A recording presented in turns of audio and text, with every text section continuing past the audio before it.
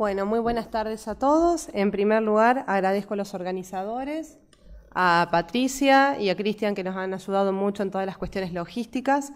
Y para nosotros, como la Universidad de El Salvador, es un enorme placer estar nuevamente con ustedes en esta edición del curso.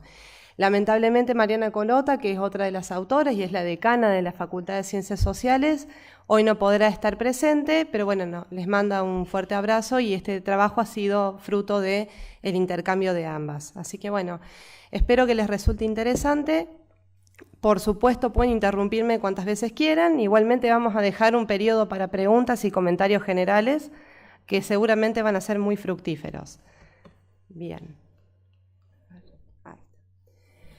Bien, esta presentación la titulamos de alguna manera con la cuestión. ¿Por qué decimos cuestión? Porque en políticas públicas, digamos, todos los problemas y demás, cuestiones o asuntos que lleva adelante un gobierno, tienen se llaman cuestiones. Bueno, pueden ser problemas, pueden ser alguna actividad, alguna acción, pero, digamos, es importante.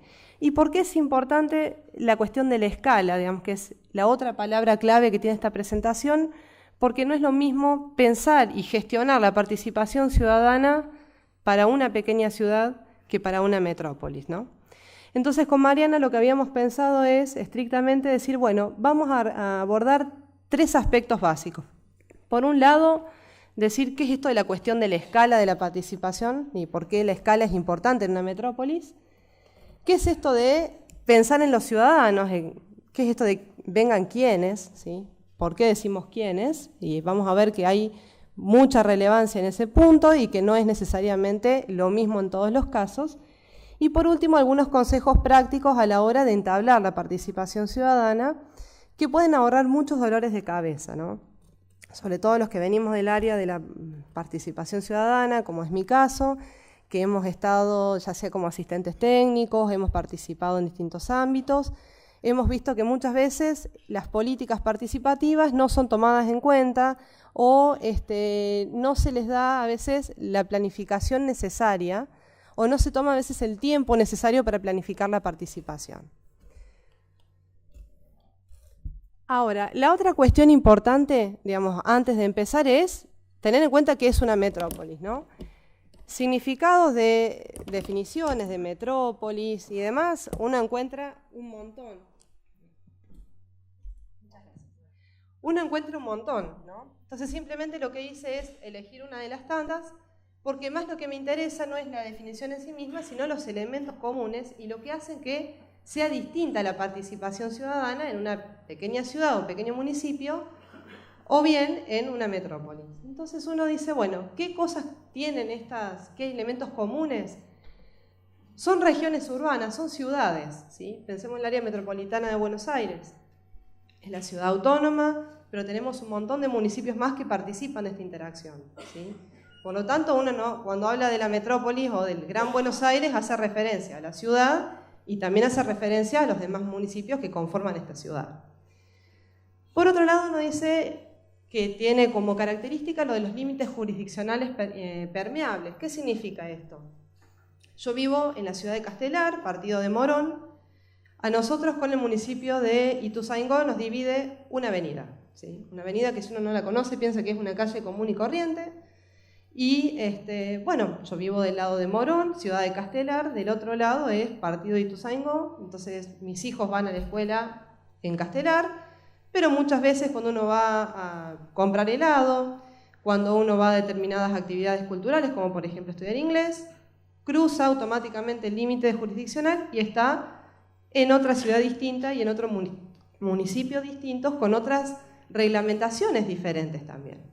Entonces, cuando uno piensa en la metrópoli y piensa en armar participación para estas áreas, también tiene que tener en cuenta esto, es decir, bueno, los límites no necesariamente marcan toda la dinámica de la población, sino que la gente tiende a ir y venir. Por otro lado, dice, bueno, siempre hay algún centro urbano que tiene mayor cantidad de servicios o que de alguna manera la población elige para ir a abastecerse y volver, ¿sí? Yo soy de la provincia de Córdoba. En la provincia de Córdoba, digamos, está el Gran Córdoba y después hay algunas ciudades grandes, que no necesariamente son metrópolis, pero que sirven, digamos, como ciudad que abastecen al resto, es como una ciudad radial, ¿no? Entonces, si uno vive en Anizacate o en Los Aromos, probablemente va, compra en Altagracia y vuelve a su ciudad. Lo mismo con las ciudades de Río Cuarto, de San Francisco, que son ciudades grandes, alrededor suele haber muchas ciudades pequeñas y se da esta misma lógica, sin ser metrópoli, pero tenemos también esta relación. Otra característica es la circulación de las personas y, por supuesto, también la concentración de los servicios y las infraestructuras. A medida que uno está en un área metropolitana, tiende a tener una mayor cantidad de servicios, accesibilidad, hay mayor transporte, hay ofertas de todo tipo de cuestiones, hay mucha circulación de personas, ¿sí? Con lo cual hace que pensar la participación también sea difícil y que sea un poco más complicado que lo que sería en una escala más pequeña. Y la última gran cuestión, digamos, que tiene todo centro urbano, digamos, que tiende a ser metrópolis, es los problemas comunes, ¿sí? En el área metropolitana tenemos los problemas de tratamiento de residuos sólidos, tenemos que pensar conjuntamente, por ejemplo, digamos, qué se hace con el saneamiento de la cuenca Matanza-Riachuelo, tenemos que pensar de manera conjunta el tema de la seguridad, tenemos que pensar de manera conjunta la provisión del agua potable y su control, etc. Lo que quiero decir es que quizás en un municipio de 50.000 habitantes baste con una cooperadora de agua, ¿sí? Para dotar de agua potable al municipio y zonas aledañas. Y aquí, necesariamente, digamos, para resolver de manera integral los problemas, tenemos que sentarnos a hablar con el vecino, ¿sí? Y no me refiero al ciudadano, sino que también con los otros entes gubernamentales que tienen injerencia en los mismos problemas que nosotros. Entonces, cuando uno piensa la participación ciudadana, tiene que pensarla en función de todo este contexto, lo cual no es sencillo, ya de por sí la participación ciudadana es complicada. Imagínense si uno tiene que sentar además varias entidades gubernamentales, cada una con sus propias reglamentaciones, sus propios intereses y prioridades, ¿sí? Entonces, bien, veamos qué es esto de la cuestión de la escala de la participación, ¿sí? El término escala me gustó mucho de un paper de Daniel Arroyo, que ya tiene muchos años, ese artículo académico, pero si bien él hablaba del desarrollo local específicamente, hacía hincapié que la escala es algo importante y para el caso de participación ciudadana les aseguro que es fundamental. ¿Por qué? Uno dice, bueno, yo me dedico a la participación ciudadana, me ha tocado ir a distintos municipios a lo largo de todo el país, me ha tocado también mirar planes de participación, he estudiado normativas de todo tipo, y uno encuentra varias diferencias, ¿no? Por un lado, la cuestión de la magnitud de los problemas que hay que tratar. En una escala municipal, ¿sí? Entiéndase local municipal, los problemas generalmente los puede resolver sin necesidad de pedir mayores permisos, ¿sí? A otras entidades públicas dentro del radio del propio municipio, ¿sí? Nosotros recién hablábamos de otras urbes, otras ciudades, y yo les comentaba el caso de Córdoba. Les comento Córdoba, ¿por qué? Porque es una provincia donde la autonomía municipal es plenamente reconocida, sus municipios pueden tener cartas orgánicas una vez que superan los 40.000 habitantes, y esto también significa que pueden crear sus propios espacios de participación. Y en esos casos los problemas regionales pueden ser el tratamiento de residuos sólidos, ¿sí? Porque en realidad necesitan más que nada recursos económicos para poder sustentarlo, pero en términos generales el municipio puede decidir, bueno, cómo va a ser el trazado del transporte urbano, puede decidir dónde erradicar sin mayores problemas todo el sector de cinturón industrial, puede decidir qué instituciones participan o no de cada una de las instancias y de las políticas, etc. Cuando uno tiene una escala metropolitana, como bien hablábamos recién, los problemas no necesariamente se resuelven integralmente si lo ataca una sola autoridad. Con lo cual, digamos, los problemas son problemas de todos. Uno en cada municipio puede hacer lo propio, pero necesariamente tiene que sentarse a negociar algunas cuestiones con otras entidades públicas, ¿no? Y en el caso de Argentina, cuando cruzan varias jurisdicciones, también se sienta el Estado Nacional. Entonces, ya la magnitud del problema, el tamaño del problema, ya sea de servicios públicos, sea de cuidado del medio ambiente, sea de seguridad ciudadana, sea lo que sea, cambia radicalmente. Los instrumentos participativos más idóneos también cambian, digamos. ¿Por qué? Porque si uno está trabajando, digamos, con un municipio, lo más probable es que se pueden aplicar presupuestos participativos, se pueden aplicar otros mecanismos, digamos, de participación más masiva, digamos, o más intensa, como puede ser la banca del vecino o las iniciativas populares, ¿sí? Y eso tiene que estar simplemente contemplado dentro de lo que es la ordenanza municipal, en algunos casos también en las cartas orgánicas, pero, digamos, tiene que ser posible legalmente dentro del municipio. En el caso de las metrópolis, para tratar problemas de todos, aplicar, por ejemplo, un presupuesto participativo es complicado. ¿Por qué?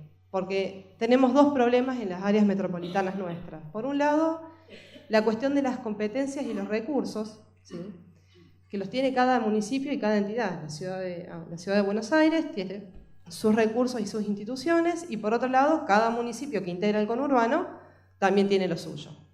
Entonces, pensar aplicar un presupuesto participativo para problemas metropolitanos y está complicado.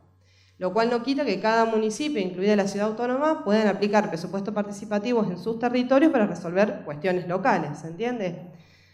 Por eso uno dice, bueno, cuando se trata de áreas metropolitanas, uno desarrolla otro tipo de entidades, desarrolla consejos, desarrolla foros, puede hacer alguna audiencia pública para temas puntuales, mesas territoriales o distintos tipos de mesas de trabajo en las cuales se articule con las organizaciones de la sociedad civil, ¿se entiende? Pero acá la participación difiere bastante respecto de lo que se puede hacer en un municipio. En un municipio puede tener esto, pero también los otros tipos de instrumentos participativos.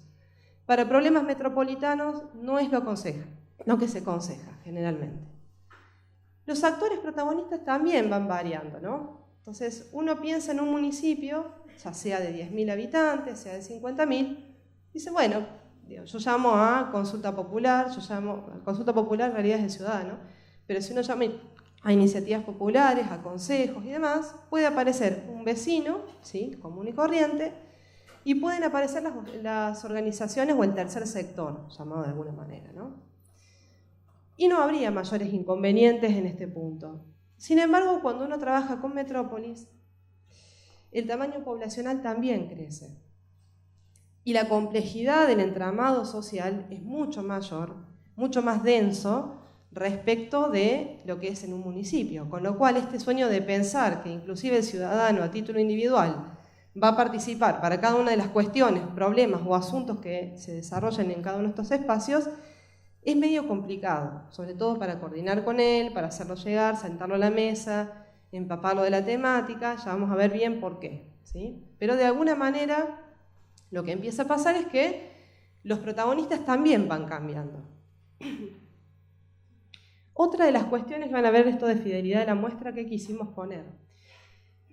Los que venimos del área de la ciencia política tenemos siempre una eterna discusión y problema, que es tratar de que las personas que se sientan a dialogar en la mesa representen por lo menos lo que opina el resto de la población, ¿sí?, que sea algo representativo, ¿sí?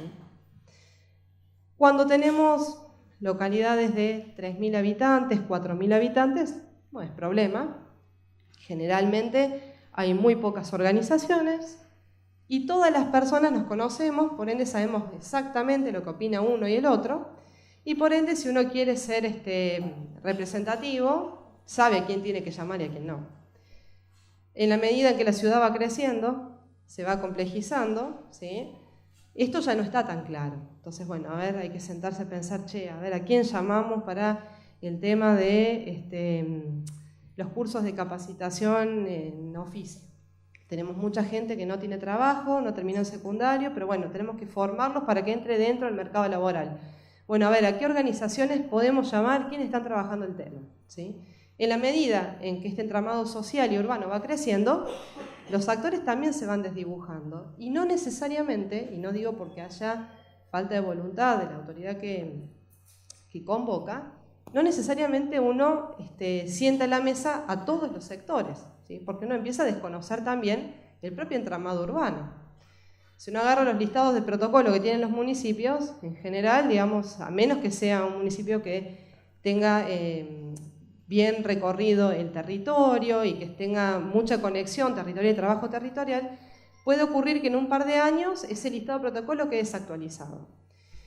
Imagínense si uno tiene que pensar en representar la diversidad de posturas respecto a una cuestión que es un problema metropolitano.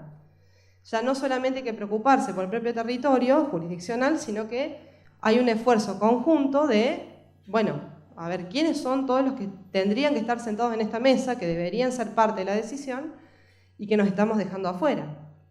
Y a su vez, es una muestra, ¿sí? No podemos sentar a miles de personas para discutir una cuestión, sino que lo conveniente siempre es tener un grupo reducido si va a ser un grupo de trabajo permanente. Con lo cual la cuestión de la fidelidad de las muestras hace referencia a este aspecto en particular. Por otro lado, el tema de la participación y el carácter. ¿A qué se refiere esto? Y hace referencia principalmente, digamos, a lo que se espera de estos espacios, ¿no? Participación a escala local es lo que el intendente municipal y el equipo del intendente municipal deseen convocar. Bueno, pueden hacer nada más que informativos, pueden hacer ámbitos consultivos, pueden llamar a un trabajo más de elaboración y de coordinación, de cogestión, de evaluación. Bueno, eso lo va viendo el intendente y su equipo en función también del territorio que tiene y de la población que tiene. En cambio, cuando uno va aumentando de tamaño y trabaja con áreas metropolitanas, esto ya no es tan fácil, no es tan sencillo. Y no solamente que hay que ser más selectivo a la hora de ver a quién siento a la mesa, sino que también la cuestión, digamos, de qué es lo que pueden hacer. Bueno, muchas veces son instancias consultivas o informativas. En algunos casos se pueden diseñar organismos también que tengan algún carácter de evaluativo, de contralor, ¿sí? O de implementación o de cogestión. Pero por lo general, si se trata de cogestión o de implementación o evaluación, se eligen pocos actores, ¿sí? Con lo cual estamos más o menos en el mismo dilema que teníamos anteriormente. Aumentamos la cantidad de actores, es más complicado coordinar, ¿sí? Por una cuestión lógica. Y por último es la magnitud de las bases asociativas. ¿Qué significa esto? Yo recién les mencionaba que una cosa es un pequeño municipio, ¿sí? Una comuna en la provincia de Córdoba, comisiones de fomento en otras regiones del país, y otra cosa es cuando uno tiene áreas metropolitanas, donde son varios municipios y generalmente son municipios importantes. Y lo que uno encuentra es que la cantidad de organizaciones que tienen uno y otra difiere sustancialmente. Y veamos por qué. Esta es una clasificación de distintos tipos de organizaciones de la sociedad civil que uno encuentra, ¿no? Hay un montón. Pero a mí me gusta esta porque es bastante esquemática, ¿no? ¿Qué es lo que encuentra uno? Es que en la medida en que aumenta el tamaño del municipio, ¿sí? En este caso, cuando hablamos de metrópolis, lo más probable es que haya muchas asociaciones, ¿sí? Que haya fundaciones, ¿sí? Que haya organizaciones de base, y que también haya, digamos, otro tipo de redes, de organizaciones de redes. Si uno toma distintos estudios que se han hecho en Argentina respecto de cómo es la sociedad civil en Argentina, se va a encontrar que, por ejemplo, hay un estudio de una consultora de hace un par de años atrás donde dice, bueno, lo interesante de Argentina es que tiene alrededor de 9.200 organizaciones del tercer sector, ¿sí? En términos generales. O sea, de estas, unas 9.200. Y la ciudad de Buenos Aires concentra, para que se den una idea, el 11,5% de esas organizaciones. O sea, de todas las que hay en el país, el 11,5% están en la ciudad de Buenos Aires y el 22, casi 23% en la provincia de Buenos Aires en general, ¿no? ¿Y esto qué nos está diciendo? Que básicamente la ciudad de Buenos Aires, 1 de cada 10 organizaciones tiene sede. Ya sea porque es la ciudad que es capital del país, porque tenemos más acceso a varias jurisdicciones, por el tamaño, por lo que sea, porque es la forma de tener representación internacional, digamos, ante otras entidades, pero la mayoría termina en los grandes centros urbanos. Si uno se pregunta cuáles son los otros centros urbanos grandes que tienen muchas organizaciones, ¿saben cuáles son? Provincia de Santa Fe, 8%, provincia de Córdoba y provincia de Mendoza con 6 y pico % cada una. O casualidad, son las grandes metrópolis de la República Argentina. Entonces fíjense que está bien, hay 9.000 organizaciones, pero están todas concentradas, está como atomizado, ¿no? Y esto a la hora de convocar la participación ciudadana también es un tema que hay que tener en cuenta. Otro detalle interesante que está de alguna manera puesto ahí es a qué se dedican estas organizaciones. Uno tiene 9.000 en todo el país, pero si uno empieza a mirar qué es lo que hacen, la mayoría hacen trabajos sociales, ¿sí? Algunas trabajos de salud, pero les aseguro que hay muy pocas que hacen asistencia de políticas públicas, que trabajan servicios públicos, que trabajan problemas de género, ¿sí? Que cuidan el medio ambiente. Y por lo general, si uno empieza a mirar, digamos, las que trabajan en medio ambiente están vinculadas a una problemática muy específica del lugar donde residen. Hace unos años me tocó para una organización que es Poder Ciudadano, seguramente muy conocida por ustedes, hacer lo que se llamaba el mapa democrático de la República Argentina. Lo que uno miraba era, en la República Argentina, cómo estaba la calidad de la democracia en cada una de las provincias, ¿no? Y llamaba la atención que, por ejemplo, en Misiones había mucha cantidad de organizaciones no gubernamentales, en su momento, hará unos 10 años atrás. Y todas ellas trabajaban la cuestión de la plantación de flora autóctona, ¿no? ¿Y cuál era el problema? Y el problema es que en realidad uno de los principales motores de la economía en su momento, ¿cuál era? Los aserraderos. Entonces uno dice, bueno, hay un montón de ambientalistas, sin embargo están todas focalizadas a un problema puntual y específico. Uno quería trabajar residuos sólidos urbanos y tenía que ir a buscar de otro lado, ¿sí? Entonces lo que les quiero decir es que, más allá de la concentración de este tipo de organizaciones, lo que también hay que tener en cuenta es qué es lo que hace cada una, ¿sí? Lo más probable es que cuando uno tiene un tema metropolitano que tratar, tratamiento de residuos sólidos, lo que es el saneamiento de cuencas de agua, lo que sea la dotación de servicios públicos, se nos van achicando las opciones, ¿sí? Y quizás muchas veces, si tenemos el otro problema, es que no necesariamente todas las organizaciones que trabajan estos temas tienen la misma estructura. ¿A qué me refiero con esto? Si uno empieza a mirar, bueno, qué es lo que más abunda, las fundaciones en total había creo que 17%. ¿Sí? Una fundación por lo general tiene infraestructura grande, maneja presupuestos bastante onerosos para lo que es el común de las ONGs. Tiene una estructura de una toma de decisiones bastante más clara, tiene una trayectoria por lo general bastante más amplia, tienen acceso a otros recursos humanos, ¿sí? Tiene mayor facilidad para acceder a fondos internacionales sin necesidad de tener que mediar con una entidad pública, ¿sí? Porque tiene una infraestructura que de alguna manera la puede soportar esto, ¿no? Pero no necesariamente es la realidad de todas las organizaciones de la sociedad civil. Entonces, si uno, por ejemplo, a escala local, vuelvo a llevar al otro lado, llama para presupuesto participativo y un vecino te dice, pero ¿por qué no llamamos a la contratista de Pepito Flores? Y entonces uno le pregunta, ¿y Pepito Flores está inscripto, está en blanco? ¿Tiene? Y no. Bueno, lamentablemente no se puede. El Estado tiene que pasar dinero, digamos, y tiene que justificar efectivamente, digamos, el dinero que pasa. Entonces, lo que también empieza a verse es que la estructura de estas organizaciones hace que algunos tipos de intervenciones sean posibles y otros no, sobre todo cuando uno piensa en escala metropolitana. Entonces empieza a ver que más o menos se repiten de alguna manera las mismas instituciones, las mismas organizaciones de la sociedad civil, en parte tienen que ver con la poca diversidad de temas que trabajan cada uno de ellos y en otras partes por cuestiones, digamos, de la estructura propia, ¿sí? La otra cuestión importante que tiene que ver con esto es qué saben hacer. Bueno, está bien, se dedican a problemas ambientales, pero ¿qué tipo de problemas ambientales? ¿Sí? De energías no renovables, de residuos sólidos urbanos. ¿Qué es lo que ellos trabajan y qué es lo que necesitamos nosotros? ¿Sí? Quizás lo que ellos trabajan no es lo que nosotros necesitamos en este momento. Lo cual no quiere decir que sea bueno al menos sentarse en algún momento con ellos, consultarles, mirá, estamos trabajando este tema, sé que ustedes están abocados a otras cuestiones, a quién conocen, quiénes trabajan, qué se sabe de ellos, ¿sí? Claro. Pero saber que no necesariamente todas las organizaciones tienen un know-how específico respecto de lo que estamos necesitando nosotros. Y acá sí es donde se necesita mucho el trabajo del Estado propiamente dicho es en saber comunicar lo que necesitamos de ellos, ¿sí? ¿Es importante convocar? Sí, es importante convocar, pero antes de convocar hay que saber bien para qué los voy a convocar.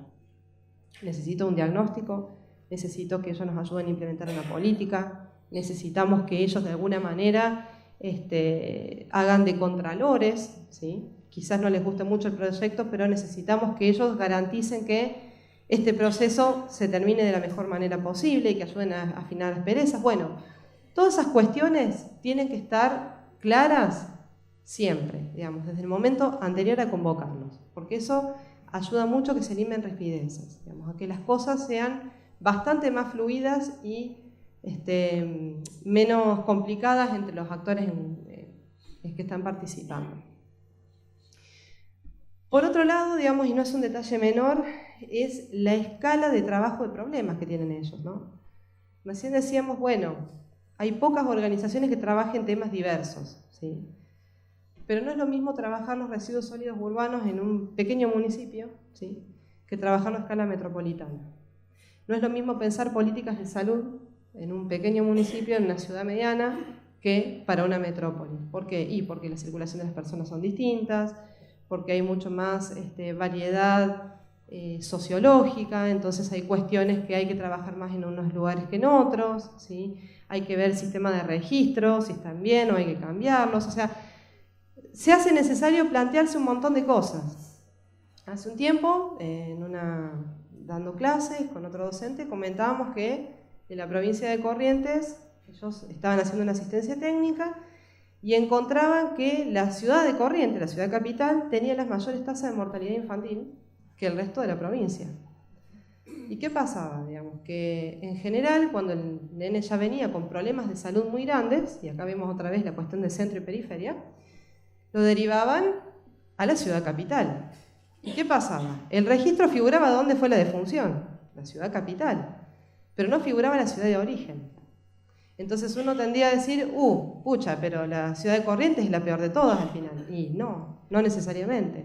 La ciudad de Corrientes es la que tomaba todas las demandas del área, pero no se conocían las necesidades del área porque hay que cambiar los sistemas de registración. ¿Se entiende? O sea, cuando uno tiene una dinámica de metrópolis, también piensa estas cuestiones, inclusive para escala local. Yo les comentaba del municipio de la provincia de Córdoba, y el municipio de Córdoba tiene un presupuesto participativo. Y bueno, la forma que encontraron de articular esta dinámica, digamos, de metrópoli es que participa no solamente el vecino que reside físicamente, sino el que trabaja y estudia. Entonces uno amplía el abanico, porque el que transita, el que va a trabajar y el que va a estudiar tiene otras necesidades que el residente no tiene. Entonces cuando uno piensa en lo que necesita, la magnitud del problema, también tiene que pensar a compasar todos los sistemas, los mecanismos y las necesidades que uno tiene también. Y los aspectos operativos a tener en cuenta. Bueno, ¿a quiénes incluyo? ¿A quiénes no? ¿De qué manera? ¿Tengo que cambiar registros? ¿Qué es lo que necesito? Y por supuesto, evitar que los espacios de participación, de diálogo, de trabajo conjunto, sean espacios cooptados, ni por unos ni por otros. Y ahí está la habilidad del convocante, ¿sí? Entonces, bueno, hay que poner reglas de juego que de alguna manera inhiban estas situaciones. Es decir, bueno, fantástico, todos tenemos derecho a hablar, para tomar decisiones vos tenés que venir tantas veces, asistir, presentar. ¿Y esto qué es lo que evita? Lo que está haciendo de alguna manera es elevar los costos para que estas situaciones no se den de manera cotidiana, ¿no? Lo cual no quita que en una mesa, en una ronda, bueno, se da esta situación, se sienta el equipo convocante y dice, fantástico, para la próxima vamos a tener esta y esta modificación, ¿sí? A lo que voy es, ninguno de los instrumentos está hecho en piedra y que debe morir así. No, al contrario. Digamos, en el proceso de participación, porque la participación es un proceso, la participación se diseña como si fuera una arquitectura de una casa, ¿sí? Y en función de qué se diseña, de las necesidades que uno convoca, sobre todo cuando es una entidad que tiene que resolver una cuestión que es de todos, y en función de la realidad del territorio, ¿sí?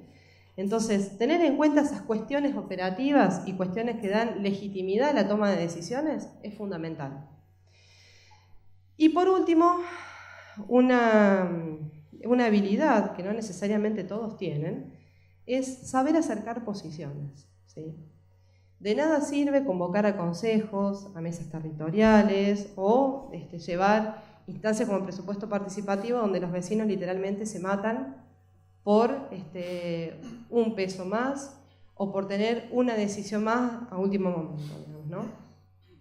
Las organizaciones de la sociedad civil, sean roperos comunitarios, sean cooperativas, cooperadoras, centros vecinales, uniones vecinales, asociaciones, lo que sea, buscan incidir, ¿sí? Buscan generar un impacto en el territorio, quieren intervenir. Entonces, lo que uno tiene que hacer es lograr que muchas veces esas posiciones contrapuestas entre los actores tengan un acercamiento, ¿sí?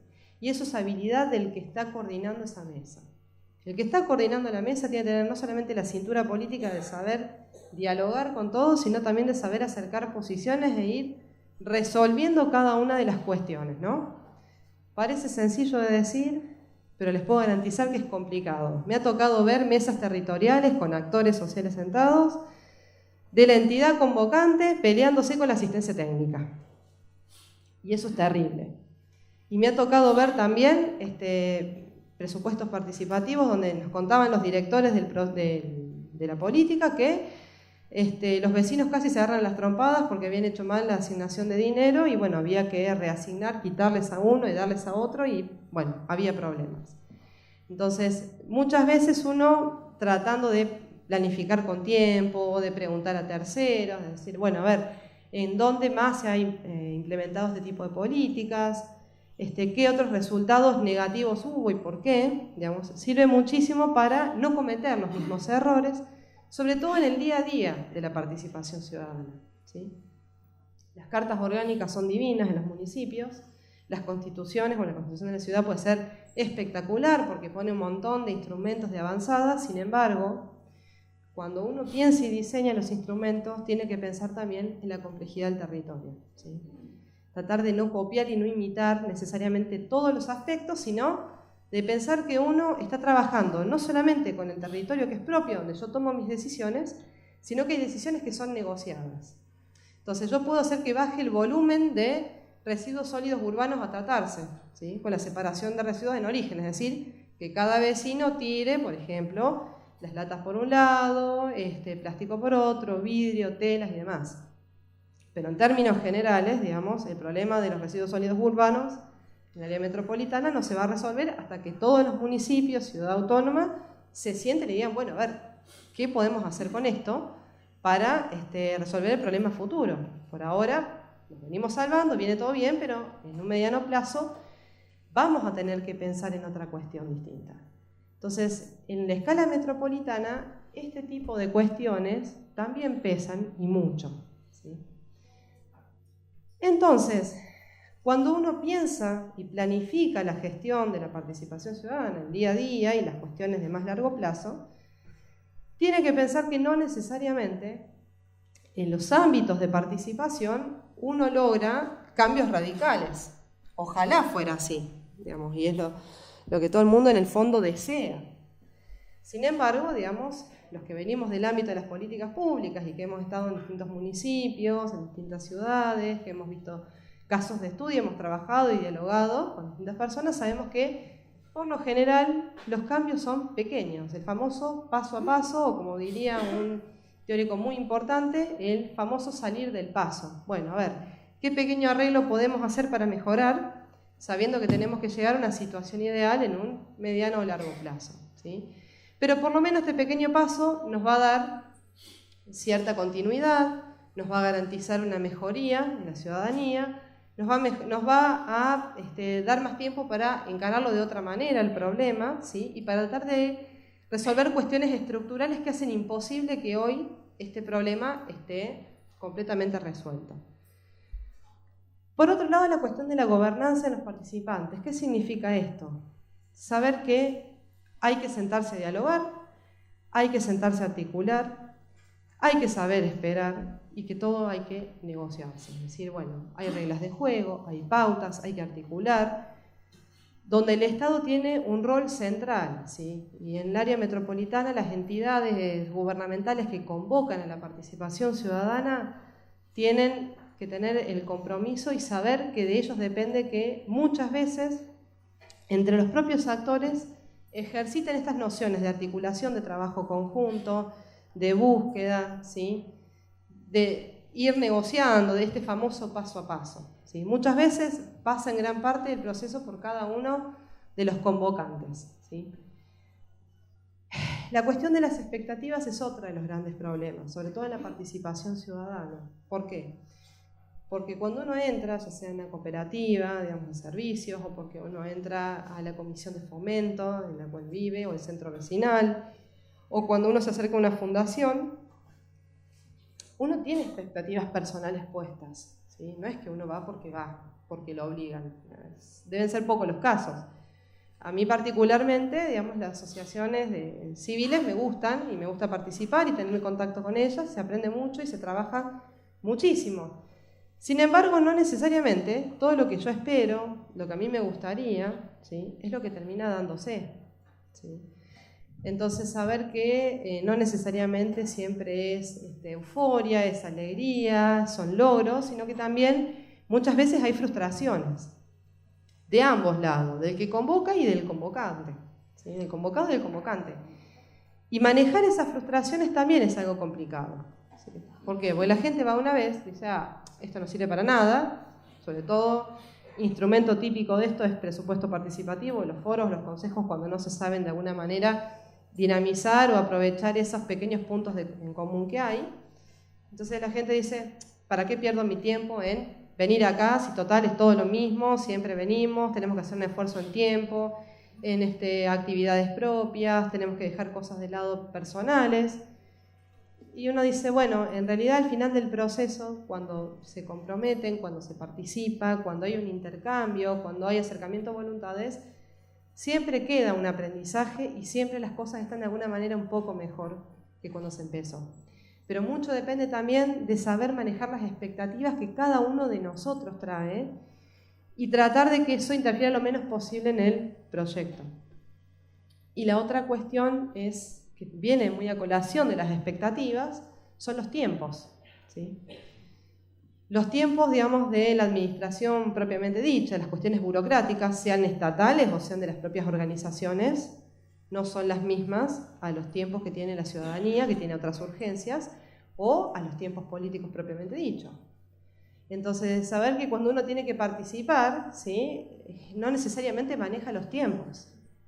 Y los tiempos no son tiempos eternos. O sea, los académicos, la situación ideal, ¿cuál sería?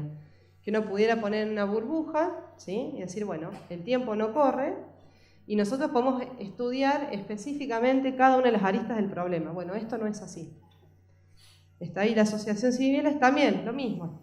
Las organizaciones no gubernamentales dicen, bueno, nos sumamos a esto, fantástico, pero ¿saben qué? La mesa del Consejo Federal de Trabajo es en 3 días.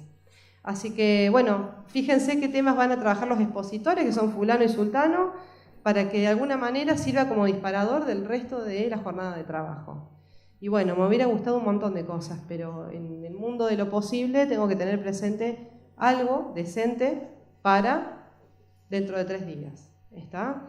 Y la participación ciudadana también tiene esta complejidad de manejos de tiempos. Entonces, lo que de alguna manera me interesa transmitirles, ¿sí? Para ir cerrando y darles un poco de margen para que hagan preguntas, consultas y observaciones, es que en realidad uno de los principales problemas que vamos a tener gestionando cualquier ámbito de participación a cualquier escala es el criterio para seleccionar los participantes. Sí, bueno, a ver, busquemos un criterio lo más objetivo posible que nos representen las distintas posturas, ¿sí? ¿Por qué? Porque de alguna manera me voy a evitar que en un mediano plazo el proyecto que yo presento me lo bajen porque había organizaciones que estaban completamente en contra y yo no tenía previsto ninguna manera de acercar posiciones. Entonces el proyecto ya estaba aprobado, estaba asignado, estaba toda la parte de contrataciones hecha y resulta que la asociación civil te tira abajo un proyecto o viceversa. Sí, uno podría tener mayor facilidad de acceso a un territorio si hubiera contactado a tal y cual organización. Entonces, pensar que la participación también se diseña y que uno tiene que pensar también, digamos, a quién nos va a convocar y por qué razón, ¿sí? Y tratando de evitar la tentación de dejar afuera al que piensa distinto que yo, ¿no? Porque ese es justamente el mayor de los riesgos. El desafío no es dejar afuera, el desafío es sumarlo y tratar de construir algo con esa persona, ¿sí? Algo que sea viable a mediano plazo, es decir, que no cambie el color político, que no cambie el gobierno o no cambie el intendente. Puede ocurrir que a lo mejor el intendente tuvo que dejar con antelación la gobernación y agarra un nuevo intendente y dice, bueno, esto vuelve a foja cero. Bueno, eso es lo que hay que tratar de evitar. Por otro lado, digamos, el tipo de participación que uno espera, y eso se piensa antes de convocar. ¿Para qué los quiero? Los quiero para que simplemente se informen, los quiero para hacer una consulta, pues hacer un diagnóstico de la situación, los quiero para que implementen algún tipo de proyecto, programa o política o acción concreta, los quiero como agentes contralores. ¿Para qué los quiero? ¿Sí? ¿Para qué quiero convocar a la participación? Y eso tiene que estar muy claramente expresado. No es que yo puedo dar margen de duda, de ambigüedades, y bueno, veremos más adelante, no. El ciudadano, la organización o quien sea, cuando se sientan del otro lado, eso lo perciben. Entonces, si perciben que uno no tiene claro para qué los está sumando, y lo más probable es que las personas que tienen muchas cosas para aportar se terminen alejando, ¿sí? Que sea un espacio, una cáscara vacía. Sobre todo a nivel municipal, en los pequeños municipios esto es una práctica que suele darse. Entonces, los consejos, los presupuestos participativos, las audiencias públicas y demás mecanismos de participación ciudadana pasan a ser un adorno legislativo. Y por último, digamos, sobre todo pensando que los actores que uno convocan, por esto que comentábamos, bueno, hay muchos movimientos sociales, hay algunos que son agrupaciones religiosas, hay otras fundaciones, hay ONGs y demás, no todas tienen el mismo peso y no todas manejan los mismos recursos. Por ende, las relaciones son asimétricas. Y acá es donde hay que pensar la planificación. Bueno, voy a tener esta situación, tengo que pensar cómo voy a hacer para evitar que una entidad pase por encima de la voluntad de terceros, donde todos tengan posibilidad de presentar y de poner sus quejas y sus puntos de vista. Entonces, en eso hace referencia a la igualdad de condiciones que les dan las reglas claras, ¿sí? Todos tenemos posibilidad de participar y de aportar, y pasa a ser un espacio fructífero y no un adorno legislativo si esto está claro de antemano. Y por último, digamos, algo que también es normal y que hay que trabajar mucho, sea a escala metropolitana o sea a escala local, es la cuestión de la desconfianza, ¿sí? O las cuestiones culturales. Bueno, no, ¿para qué? En realidad la toma de decisiones tienen que hacerla los que están gestionando en su momento. ¿Para qué me llaman a mí si yo ya los voté? Bueno, eso es una cuestión que hay que tirar abajo. Hay que aprender a trabajar en equipo, ¿sí?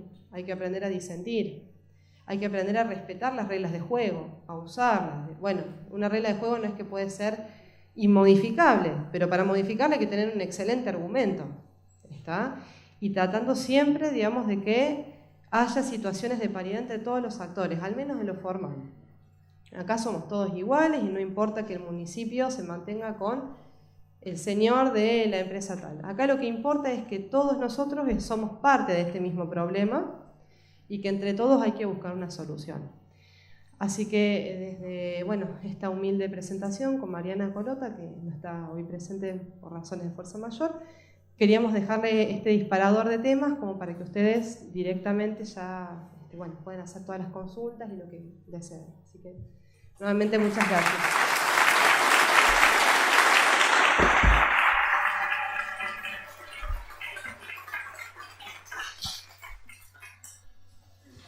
No sé si hay alguna consulta.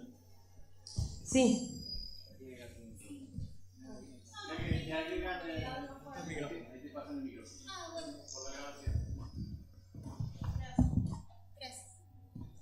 Hola, perdón.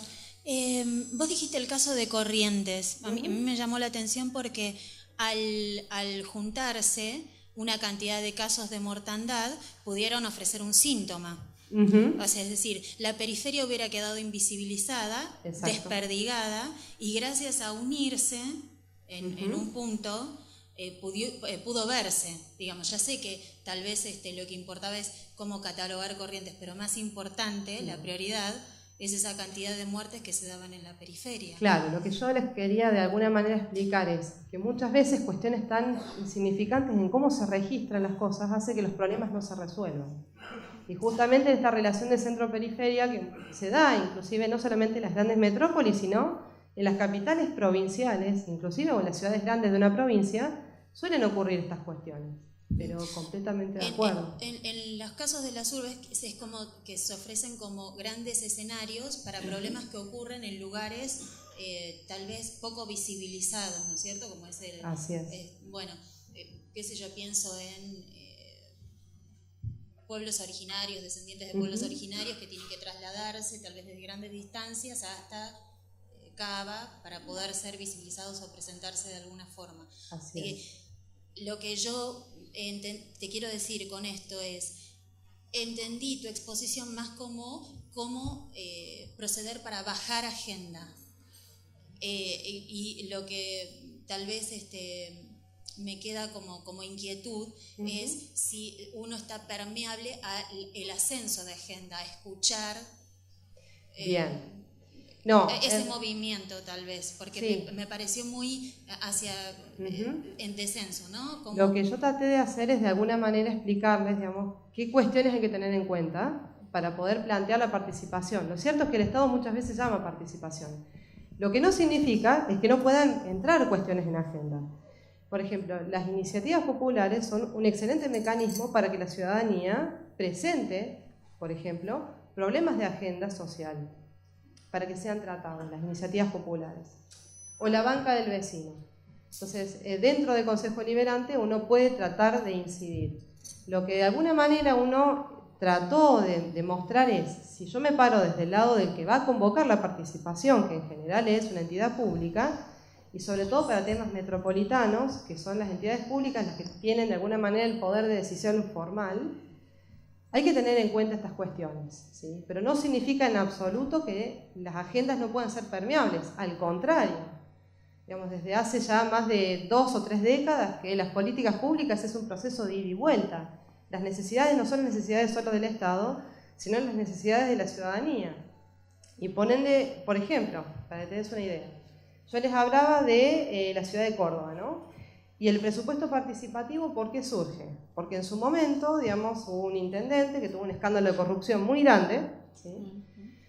Terminó casi en un intento de revocatoria de mandato, no se pudo implementar por distintas razones que no tengo el espacio para comentar acá, pero, digamos, organizaciones no gubernamentales de Córdoba, junto con organizaciones de acá, entre ellas participó Poder Ciudadano, de alguna manera canalizaron esto. Y a los que eran candidatos a la Intendencia de Córdoba se les hizo firmar un protocolo de transparencia, donde entre otras cosas se implementaban políticas participativas como el presupuesto participativo. ¿Está?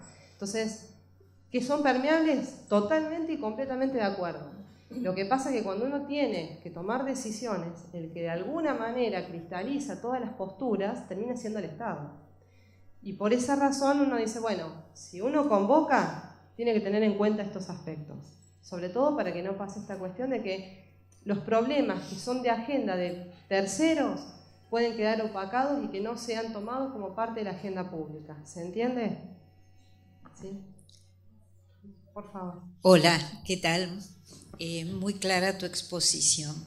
2 cosas. La primera es que a partir del escándalo del intendente de Córdoba, muchas organizaciones, no muchas, algunas organizaciones nos juntamos para crear una especie de carta de compromiso, no solo en lo que vos marcaste en relación a la transparencia, sino también en cuanto al modelo de campaña que se iba a llevar adelante. Y esto lo suscribimos con Democracia Cristiana, Unión por Córdoba y otras, bueno, y que tuve la suerte de poder participar. Ahora viene la pregunta, no en relación a esto.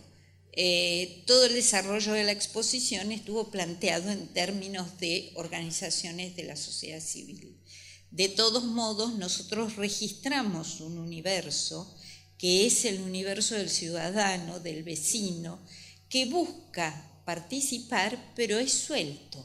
En ese sentido, Ciudad de Buenos Aires ha empezado a desarrollar una mecánica muy piola, que es las reuniones en las comisarías para los temas puntuales.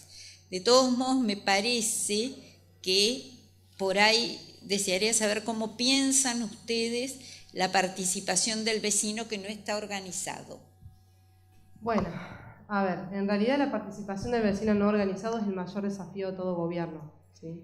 Y de toda escala. No tiene que ser una metrópoli, sino desde una pequeña comuna, pasando por un municipio mediano, una ciudad grande. Ese es un desafío enorme. Lo que yo les comentaba es que en la medida en que crece el territorio y que crecen las dimensiones, lo más lógico que suelen hacer es, bueno, convoco a los que están más formalmente representados o tengo, digamos, noción de que existen. Pero en realidad el verdadero desafío también es saber articular al vecino que está suelto y que tiene interés en participar, que eso implica también empoderar, enseñarle al vecino que, bueno, hacerse cargo de los asuntos públicos requiere cierta expertise, manejo de tiempo, interesarlo y mostrar que uno está permeable a que ese vecino se acerque, ¿sí? Hay otros mecanismos que suelen ser audiencias públicas que se utilizan más para esas cuestiones, donde puede ir no solamente la organización gubernamental, sino también el ciudadano. Eso, en parte, depende mucho también de cada gobierno y de cada gestión, propiamente dicho. Digamos, esa decisión de cómo articula y en qué espacio y en función de qué circunstancias. Pero claramente, digamos, lo ideal sería que el vecino suelto también pudiera tener cabida. Por favor.